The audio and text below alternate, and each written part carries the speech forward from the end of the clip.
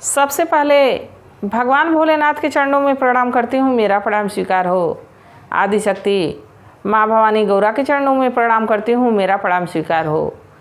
सभी देवी देवताओं के चरणों में प्रणाम करती हूँ, मेरा प्रणाम स्वीकार हो। आप सभी गुरु भाई गुरु बहनों के चरणों में प्रणाम करती हूँ, मेरा प्रणाम स्वीकार हो। गुरु भाई गुरु बहनों, अगर जो आप लोगों को हमारी ये कथा अच्छी लगे, वीडियो अच्छी लगे तो लाइक करिएगा, शेयर करिएगा। आप लोग लाइक शेयर करेंगे तभी ये कथा और लोगों तक पहुँचेगी, तो लाइक शेयर ज़रूर कर दीजिएगा। अगर जो आप लोग चैनल पे नए हैं तो सब्सक्राइब कर लीजिएगा, ताकि जो भी वीडियो पड़े, जो भी कथा पड़े, वो आप लोगों तक आसानी से पहुँच जाए। कमेंट में महादेव का नाम जरूर लिखिएगा। महादेव का नाम लिखने से, बोलने से सारे कष्ट दूर हो जाते हैं, सारी समस्या दूर हो जाती है। गुरु भाई गुरु बहनों, आज जो मैं कथा सुना रही हूँ, एक लड़की की बड़ी दुख भरी कथा है। उसको कितनी यातनाएं मिलती हैं, कितना कष्ट उसको दिया जाता है, फिर भी उसको भगवान पे भरोसा रहता है। भगवान से विश्वास उसका हटता नहीं है। कथा को अंत तक सुनिएगा, कथा बड़ी ही सुंदर है। आधा अधूरा सुनने पे महादेव का अपमान होता है, भगवान का अपमान होता है। जब कथा ही है, भगवान की ही चर्चा है, तो कथा को पूरा सुनना चाहिए। देखिए, एक गांव में एक किसान थे। किसान और उनकी पत्नी बड़े सरल व्यक्ति थे। पूजा पाठ करना तो नहीं जानते थे, पर उनका मन का भाव जो था, किसी के प्रति कड़वाहट नहीं थी। किसी का सुख देख के उनको दुख नहीं होता था, परेशानी नहीं होती थी। वो अपना जीवन सामान्य तरीके से जीते थे, ना किसी के उनको दुख से परेशानी थी, ना किसी के सुख से परेशानी थी, ना किसी को वो किसी गलत निगाह से देखते थे। बड़े सज्जन व्यक्ति थे लोग, दोनों पति पत्नी। भगवान की पूजा आराधना करना नहीं जानते थे। देखिए, कुछ ज्ञान के बिना भी भगवान को याद नहीं कर पाते हैं। यही तो शिव चर्चा में जाने पे ज्ञान मिलता है, भगवान का मार्ग मिलता है कि भगवान को कैसे हमें याद करें, भगवान को कैसे पूजें, कैसे भगवान को प्रसन्न करें। शिव चर्चा में जाने पे कम से कम इतना ज्ञान तो प्राप्त होता है। अब पति पत्नी अज्ञानी थे, उनको कुछ नहीं पता था। समय बीतने लगा, धीरे धीरे उनको एक लड़का हुआ, फिर दूसरा लड़का हुआ, तीसरा हुआ। इस तरह उनको 7 बेटे हुए। अब जब 7 बेटे हो गए तो उनके मन में लालसा रहती कि एक हमारी बिटिया भी हो जाती तो बड़ा बढ़िया रहता। तब भगवान की कृपा उनको एक बिटिया भी हुई। बिटिया बड़ी सुंदर थी। दोनों पति पत्नी बड़ा प्रसन्न रहते अपने परिवार के साथ। अपने बेटों को पालने में, अपनी बेटी को पालने में उन लोगों का समय कब कैसे बीत जाता था पता नहीं चलता था। देखिए, घर अगर जो छोटा ही है, परिवार में सहमति है, तो वो घर स्वर्ग सा होता है। और घर अगर जो बड़ा ही है और उस घर में सहमति ना हो, उस घर के लोग एक दूसरे से बातचीत नहीं करते हों, एक ही घर में रहने के बाद महीनों तक मुलाकात नहीं होती हो, तो वो घर नर्क से भी बदतर है। तो क्यों नहीं, छोटा ही घर तो बढ़िया है। कम से कम परिवार एक दूसरे को समझ रहा है, जान रहा है। बड़े घर का क्या मतलब है कि बड़ा घर ही रहे और एक दूसरे से किसी की मुलाकात ना हो, बात ना हो, तो इससे घर किस काम का। अब पति पत्नी अपने बच्चों को पाले पोसे बड़े किए। अब धीरे धीरे 7 का विवाह कर दिए। बिटिया जबकि छोटी थी। समय बीत रहा था। समय के साथ लड़कों की शादी कर लिए तो पहले किसान मर गया, उसके कुछ ही दिन के बाद उसकी पत्नी भी मर गई। दोनों का स्वर्गवास हो गया। दोनों का स्वर्गवास हो गया तो जो बड़ा भाई था, बड़ा भाई अपने 6 भाइयों को बुला के बैठा के बात किया, कहा कि अब हमारे माता पिता तो रहे नहीं, पर हमारी जो छोटी बहन है उसको अपनी संतान की तरह हम लोग देखेंगे। कभी इसको कोई कष्ट ना आने पाए। सब अपनी पत्नियों को समझा दो कि कोई इसको कष्ट नहीं देगा। हम लोग इसके माता पिता बन के इसको पालेंगे। अब अपनी बहन को अपने पिता से भी ज़्यादा, अपनी माँ से भी ज़्यादा भाई सब प्रेम करने लगे। बड़ा सुख में रखते, उसके खाने का ध्यान रखते, उसके पहनने का ध्यान रखते, उसके सोने का ध्यान रखते, कैसे खुश रहेगी, कैसे मुस्कुराएगी, उसका बड़ा ध्यान रखते। समय बीतता रहा। समय के साथ वो महादेव की परम शिष्य बन गई। भगवान की पूजा पाठ करती। देखिए, कुछ समय के हिसाब से लोगों के मन में विचार, वो देख के अपने गांव मोहल्ले का पड़ोस का देख के धीरे धीरे पूजा आराधना करने लगी, महादेव की भक्त बन गई। अब सातों भाई सोचे कि हम लोग घर बैठे रहेंगे तो अपनी बहन को अच्छे घर ब्याह कैसे करेंगे, धन अच्छा रहेगा, पैसा अच्छा रहेगा, तभी तो इसको अच्छे घर ब्याहेंगे, संपन्न घर ब्याहेंगे। अब दोनों सातों भाई अपने में बात करने लगे। तो सातों भाई कहे कि ऐसा है कि सातों कहे कि एक के कमाने से कुछ नहीं होने वाला है, कम से कम सातों लोग अगर जो थोड़ा थोड़ा कमाएंगे तो अपनी बहन को अच्छे घर ब्याह जरूर देंगे। अब सातों ने प्रण किया, सातों ने अपनी पत्नियों के पास गया और कहा कि देखो भाग्यवान, हम लोग अब परदेश जा रहे हैं धन कमाने के लिए, पैसा रुपया कमाने के लिए। तुम हमारी बहन का ऐसा ख्याल तुम लोग रखना कि इसको कोई कमी नहीं होने देना, इसका भोजन का ध्यान रखना, इसके पहनने ओढ़ने का ध्यान देना, इसका कब सोती है कब जगती है सब ध्यान देना, और हम लोगों की कमी इसको एहसास ना होने देना। भाभियाँ कहीं कि ठीक है, कोई बात नहीं, जैसे आप लोग ध्यान देते थे वैसे ही मैं भी ध्यान दूंगा, मैं भी उतना ही प्रेम करूंगी। सारी पत्नियां यही बोली। अब सातों भाई निश्चिंत होकर परदेश चले गए।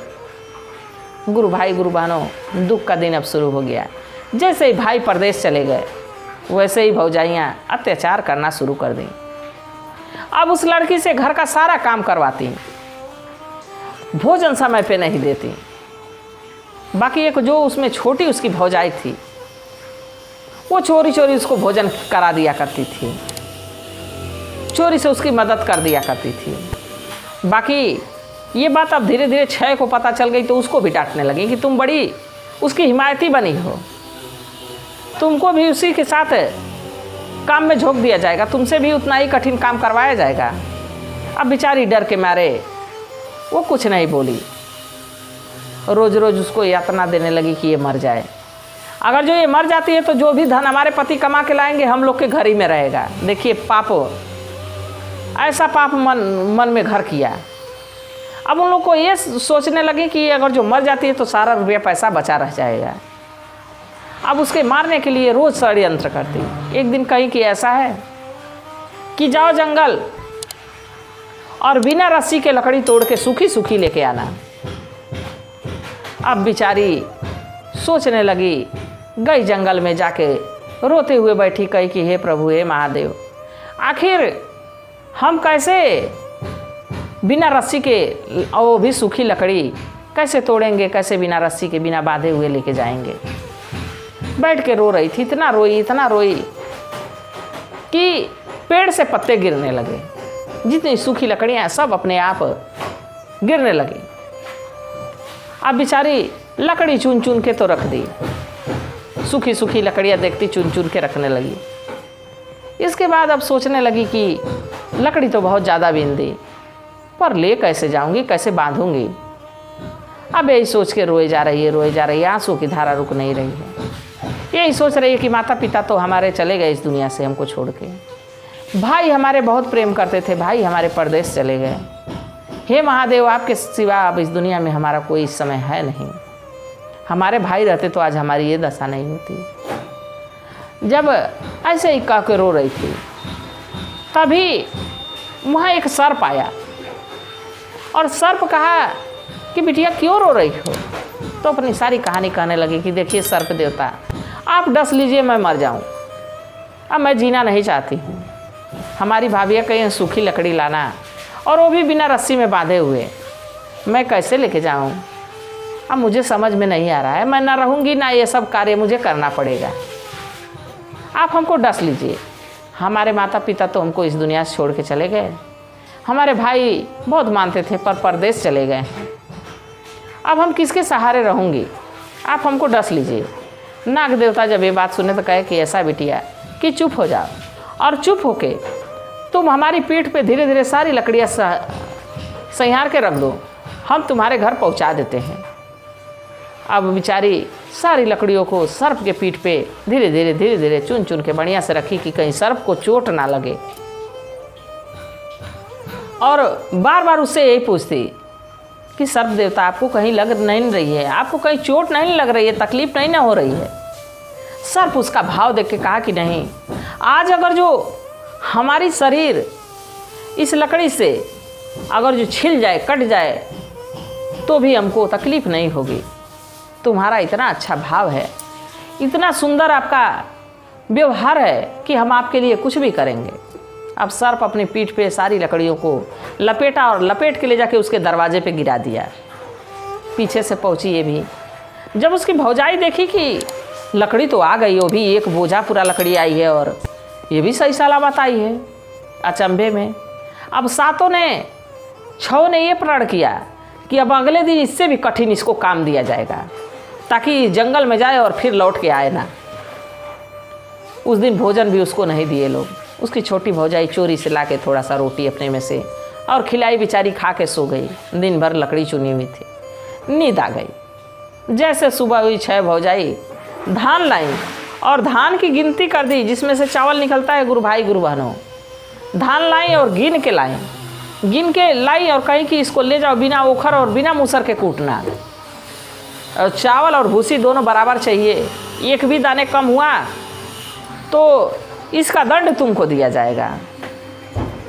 गुरु भाई गुरु बहनों, अब बेचारी लड़की क्या करती, लेके गई और ले जाके जंगल के बीचों बीच बैठ के रोने लगी। कही, हे महादेव, कल का कार्य क्या कम कठिन था जो आज इतना बड़ा कार्य। आखिर बिना ओखर बिना मूसर के कैसे मैं इस धान को कूटूं, कैसे चावल बनाऊं, हमारे समझ में नहीं आ रहा है। कह के रोने लगी कि हे प्रभु, हमारे माता पिता हमको छोड़ के चले गए, हमारे भाई परदेश चले गए, हमारी भाभियाँ हमको इतना तकलीफ़ दे रही हैं, ऐसे जीवन से तो बढ़िया मृत्यु है। अब इतना बेचारी रो रही है, इतना रो रही है। तो एक गौरैया चिड़िया थी, उसकी नज़र इस पे पड़ी, उड़ के आई। कही, बिटिया क्यों रो रही हो? कही कि चिड़िया, मैं क्या बताऊं, तुम इतनी नन्ही सी जान हो, मेरी परेशानी तुम दूर नहीं कर सकती हो। हमारे पास तो भगवान का दिया हुआ हाथ पैर है, बाकी बिना ओखर बिना मूसर के मैं कैसे इस धान को कूटूं। मेरी भाभी कही है कि बिना ओखर बिना मूसर के कूटना है। जब चिड़िया ये बात सुनी तो कही कि चुप हो जाओ, तुम्हारी मदद हम ही करेंगे। अब चिड़िया चहचहाने लगी। उसकी चहचहाहट की आवाज़ सुन के ढेर सारी चिड़िया आ गई। चिड़िया कही कि सब लोग मिल के और इस धान को चावल में सब लोग अपने दांत से, मतलब अपने चोंच से धान को फोड़ डालो और एक भी चावल इधर उधर होना नहीं चाहिए, क्योंकि आज इसकी परीक्षा की घड़ी है। इसकी भौजाइयाँ इसको बहुत सता रही हैं। अब सारी चिड़िया मिलके धान को फोड़ने लगी। चावल बन के तैयार, भूसी एक तरफ, चावल एक तरफ। बाकी गुरु भाई गुरु बहनों, जहाँ अच्छे लोग रहते हैं वहीं बुरे लोग भी रहते हैं। ऐसा नहीं है कि बुरे लोग कहीं और रहते हैं और अच्छे लोग कहीं और रहते हैं, उन्हीं में मिलके बुरे लोग भी रहते हैं। अब उस चिड़िया के बीच एक कानी चिड़िया थी। कानी चिड़िया एक चावल अपने आँख में छिपा ली। अब बेचारी चावल लेके घर पहुंची। जब घर पहुंची तो उसकी भौजाई देखी कि चावल भी भूसी भी बराबर लेके आई है। गिनने लगी तो एक चावल कम हो गया। कही कि एक चावल कहाँ गिरा दी, क्या खा गई हो क्या, भूख लगी थी तो? बेचारी कही, नहीं भाभी, मैं चावल नहीं खाई हूँ। तुरंत भौजाई उसकी भगा दी, कहीं भाग जाओ घर में से। जब एक चावल मिल जाएगा तभी घर वापस आना, तभी लौट के आना, नहीं तो आना नहीं। अब बेचारी फिर उसी वन में जाके रोने लगी कि माता पिता तो हमारे चले गए, भाई चले गए परदेश, अब मैं क्या करूं महादेव, कहाँ जाऊं, किधर जाऊं, हमको रास्ता कोई सूझ नहीं रहा है। तो चिड़िया उतर के फिर पेड़ से आई। कही कि अब क्या हुआ बिटिया, क्यों परेशान हो? चिड़िया कही कि देखो, लड़की कही कि देखो चिड़िया, एक चावल कहीं लग रहा है गिर गया है, या एक चावल कहीं खो गया है, और हमारी भौजाइयाँ घर से निकाल दी हैं, कहीं चावल लेके आना। अब चिड़िया जब चहचहाने लगी तो सारी चिड़िया फिर इकट्ठा हो गई। अब कानी चिड़िया भी उसमें आई। अब सारी चिड़ियों से चिड़िया पूछने लगी कि ये बताओ कि चावल एक दाना कौन लिया है? सारी चिड़िया अपना पंख, अपना चोंच सब दिखाने लगी कि हमारे पास नहीं है, हमारे पास नहीं है। कानी चिड़िया एकदम दुबक के बैठी हुई थी। अब चिड़िया को समझ में आ गया कि लग रहा है यही चुराई, लगी उसको चोंच मारने। कई चावल ली हो दो, तो कई बहन मुझसे गलती हो गई है, मैं मेरे मन में पाप हो गया था कि मैं एक दाना खा लूँगी। चावल निकाल के दे दी। फिर लड़की घर लेके गई चावल को। जब घर लेके गई तो उसकी भौजाई सोची कि ये भी काम कर दिए, अब इससे भी कठिन काम इसको कल दिया जाएगा।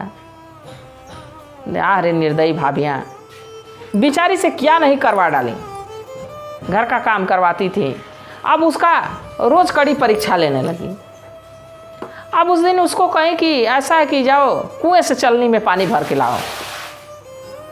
अब गुरु मानो चलनी में इतना छेद रहता है, कहीं पानी उसमें टिकेगा। अब उसको चलनी दे के और भेज दी। बेचारी कुएं पे लेके जाके बैठ के रो रही है।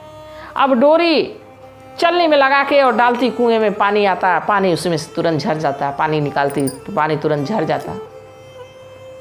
अब सोच में थी कि आखिर चलनी में पानी आएगा कैसे, और पानी नहीं आएगा तो मैं जाऊंगी कैसे घर, बड़ी परेशान।